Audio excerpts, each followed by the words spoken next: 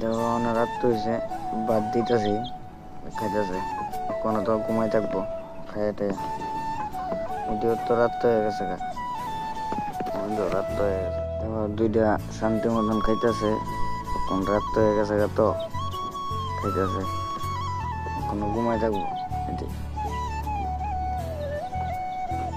বড় সাইডটা নেই, এটা ফালছি ছোট থাকতে থাকতে।